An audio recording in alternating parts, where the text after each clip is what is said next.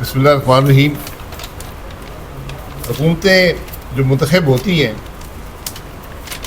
ان کی ذمہ داری، ان کا مقصد عوام کو ریلیف دینا، ان کے مسائل حل کرنا، ملک میں جو شائع خورد و نوش ہیں ان کی قیمتیں کنٹرول میں رکھنا. اور آج کی دنیا میں یہ کام پالیسی کے ذریعے ہوتا ہے. ہماری یہ بدقسمتی ہے کہ ایک کے بعد دوسری حکومت جو ہے وہ نہ صرف اپنے اس کام میں ناکام رہتی ہے بلکہ عوام کی تکلیف میں مزید اضافہ کرتی ہے. جو یہ پالیسیاں بنتی ہیں، کیا یہ نااہلی ہے یا کرپشن ہے، اس کا فیصلہ آپ خود کر لیں. ہم نے چند حقائق چینی کے حوالے سے آپ کے سامنے رکھنے. چینی ایک بنیادی استعمال کی چیز ہے. پاکستان میں ساری چینی ملک کے اندر ہی پیدا ہوتی ہے. تقریباً یہ 70 لاکھ ٹن چینی ہم پیدا کرتے ہیں، اتنی کھپت ہو جاتی ہے. ملک کے اندر کوئی 90 کے قریب شوگر مل ہیں اور ان میں سے اکثریت کی ملکیت جو ہے کوئی 30-40 مالک ہیں. اکثریت کا بال واسطہ یا بلا واسطہ تعلق جو ہے وہ سیاست سے. ہر جماعت کے لوگ شوگر ملوں کے مالک ہیں. اس میں کوئی خرابی نہیں ہے، کاروبار کرنا ہر ایک کا حق ہے. لیکن جب کاروبار اور حکومتی پالیسی میں تضاد آ جائے اور تضاد ایسا ہو جس کی قیمت ملک کے عوام ادا کریں تو خرابی وہاں پر پیدا ہوتی ہے. اس کی ایک واضح مثال پچھلے 1 سال کے اندر ہمارے ملک میں شوگر کی حالت ہے، چینی کی. یہ نئی بات نہیں ہے. عمران خان صاحب کے حکومت میں بھی یہی ہوا تھا. ایکسپورٹ کی اجازت دی گئی، چینی 55 روپے سے 90 روپے پہ چلی گئی. اس کے بعد پی ڈی ایم کی حکومت آئی، اس میں پھر چینی بڑھ گئی اور پچھلے سال چینی کی قیمت تقریباً 120 روپیہ فی کلو تھی. یہ بتایا گیا کہ ملک میں چینی کی پیداوار زیادہ ہوئی ہے تو ہم اس کو ایکسپورٹ کر کے زر مبادلہ کما سکتے ہیں. یہ اچھی بات ہے. اور پہلے اس میں 1.5 لاکھ ٹن کی اجازت دی گئی جولائی 2024 میں، پھر 1 لاکھ ٹن کی اجازت دی گئی ستمبر 2024 میں، اور پھر یکمشت اکتوبر 2024 میں 5 لاکھ ٹن کی اجازت دے دی گئی. جب سے چینی برآمد کرنے کی اجازت ملی تو ملک کے اندر چینی کی قیمت بڑھنی شروع ہو گئی.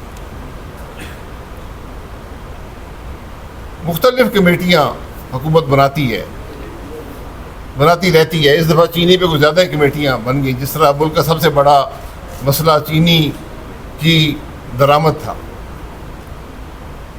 ایک کابینہ کی کمیٹی تھی، شوگر مانیٹرنگ کمیٹی. اکتوبر میں اس کے چیئرمین کو بدل کر ڈپٹی پرائم منسٹر اور فارن منسٹر جو ہیں وہ اس کے چیئرمین بن گئے اور انہوں نے 11 اکتوبر کو اجازت دی 5 لاکھ کی ایکسپورٹ کی. اسی دن کابینہ نے بھی اس ای سی سی کے فیصلے کو، یہ ای سی سی میں گیا، وہاں اپروو ہوا 11 اکتوبر کو ہی کابینہ نے بھی اپروول دے دی. یہ عام طور پہ ہوتا نہیں ہے لیکن اس دن ہوا. جب یہ اپروول مل گئی تو چینی کی قیمت بڑھنی شروع ہو گئی. 120 سے 130، 140، 150، 160، 170، 180، 210، 230 تک چینی پاکستان میں بکی. اب اس میں جو کابینہ کا فیصلہ تھا، جو شوگر مانیٹرنگ کمیٹی نے اجازت دی، ای سی سی نے منظور کیا کابینہ نے منظور کیا ایک ہی دن میں، اس کے اندر یہ لکھا تھا کہ چینی کی قیمت 140 سے اوپر نہیں جائے گی، اس کی اجازت نہیں دی جائے گی۔ یہ ملوں کی ذمہ داری ہے کہ وہ چینی کی قیمت 140 سے نیچے رکھیں۔ 140 کا فیصلہ کیسے ہوا یہ بھی اللہ بہتر جانتا ہے، لیکن بہرحال اس میں 140 لکھا گیا، لیکن چینی جو ہے وہ 200 کے لگ بھگ چلی گئی۔ انتظامی کوششیں جب ہوتی ہیں، آپ مارکیٹ کو انتظامی معاملات سے کنٹرول کرنے والی وقت چلا گیا۔ انتظامی جب کوششیں ہوئی تو قیمت 230 تک نایاب ہو گئی مارکیٹ میں، اور 230 تک بھی گئی، اس سے بھی کوئی خاطر خواہ اثر نہیں پڑا۔ جو چینی کی کھپت ہے، جہاں پر آج قیمت ہے، ہر 1 روپیہ جو چینی میں اضافہ ہوتا ہے، یہ پاکستان کی عوام کی جیب سے 7 ارب روپیہ جاتا ہے سال میں۔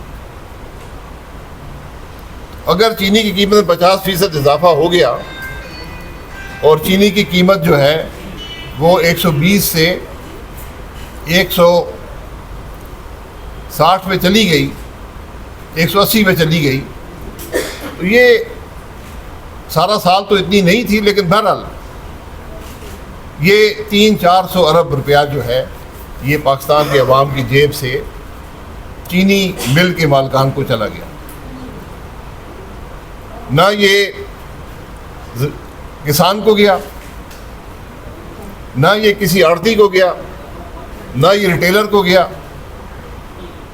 یہ ڈائریکٹ جو 30-40 مالکان ہیں، اس ایک سال کا عرصہ ہونے لگا ہے، اس ایک سال کے عرصے میں 300 سے 400 ارب روپیہ ان مالکان کے پاس چلا گیا۔ یہ رقم کتنی ہوتی ہے؟ ہم جو 60 لاکھ لوگ بسپ کے پروگرام میں ہیں، اس کے لیے ہم تقریباً 700 ارب کی رقم مختص کرتے ہیں، لیکن ہم نے اپنی پالیسی کے ذریعے 30 سے 40 مل مالکان کو ماشاءاللہ 300 ارب روپے سے زیادہ کا فائدہ، ان کے عام فائدے سے علاوہ اضافی فائدہ 300 سے 400 ارب کا پہنچا دیا۔ اور بات یہاں پر ختم نہیں ہوتی۔ کمیٹیاں اگر آپ دیکھیں، جو میں بات کر رہا ہوں یہ اسٹیٹ بینک کے ویب سائٹ پہ یہ جو 11 اکتوبر کا ECC کا فیصلہ یہ موجود ہے، 1 جس طرح وہ کاغذ اپروو ہوا تھا، نوٹیفیکیشن موجود ہے۔ تو کمیٹیز کی کم از کم 7-8 کمیٹیاں تو ہم گن چکے ہیں، جن کا کام صرف ملک میں چینی کی قیمت کو کنٹرول کرنا ہے اور ایکسپورٹ کے اثرات کو دیکھنا ہے۔ ان کمیٹی میں سب سے پہلے شوگر ایڈوائزری بورڈ آتا ہے، پھر ایک ministry of food and security کی کمیٹی ہے، اس کے بعد ایک شوگر مانیٹرنگ، کابینہ کی شوگر مانیٹرنگ کمیٹی ہے، ایک inter ministerial committee on import export of sugar یہ بھی موجود ہے، ایک PM کی ہائی لیول کمیٹی ہے جو دسمبر 2024 میں بنی تھی۔ ECC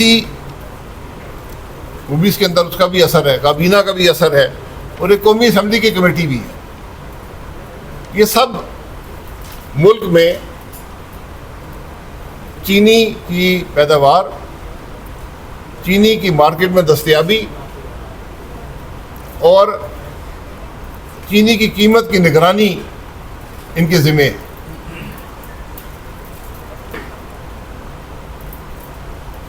اور لیکن چینی کی قیمت 50% اس کا اضافہ ہو گیا۔ یہ کارکردگی ہے اس کابینہ کی، اس ملک کی حکومت کی، جو چینی کو اپنی غلطی سے، جب ملک میں پیداوار نہیں تھی آپ نے ایکسپورٹ کی اجازت دی، اور اس سے یہ سب معاملہ پیدا ہوا۔ کہ 300 سے 400 ارب روپیہ پاکستان کے عوام کی جیب سے مل مالکان کو پہنچ گیا. اور آج بھی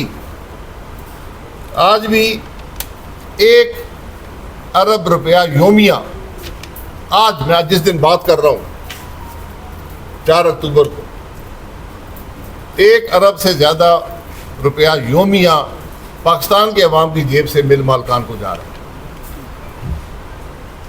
پوری حکومت ناکام ہے، یہی 7-8 کمیٹیاں بھی ناکام ہیں، پارلیمان بھی ناکام ہے.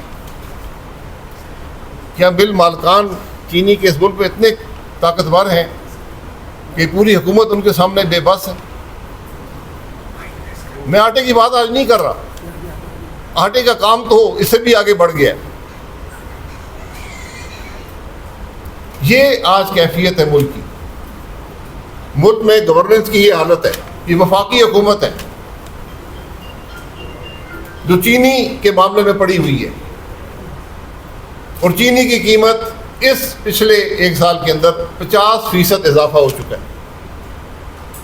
اس کا کوئی جواب دینے والا ہے؟ کوئی وزیر آ کے کہہ دے کہ چینی کی قیمت نہیں بڑھی، کوئی وزیر کہہ دے کہ یہ 8 کمیٹیاں نہیں بنی ہوئی، کوئی وزیر کہہ دے کہ ہم سے غلطی، یار غلطی تو مان لینا کہ آپ سے غلطی ہو گئی، اور غلطی یہاں ختم نہیں ہوئی. پھر اجازت دے دی گئی کہ اب چینی ملک کے اندر درآمد کی جائے، امپورٹ کی جائے. ایکسپورٹ پرائیویٹ سیکٹر کر رہا ہے، امپورٹ گورنمنٹ کر رہی ہے. آپ نے امپورٹ کرنی تھی، مارکیٹ میں کمی تھی، پرائیویٹ سیکٹر کو اجازت دیتے وہ امپورٹ کر لیتے، چینی کی قیمت اسٹیبلائز ہو جاتی.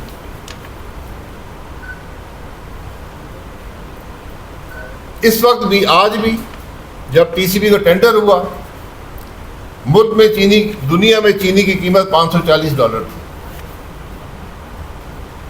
پاکستان نے 580 میں خریدی. اس کا کوئی جواز ہے کسی کے پاس؟ آج بھی 540 ہے.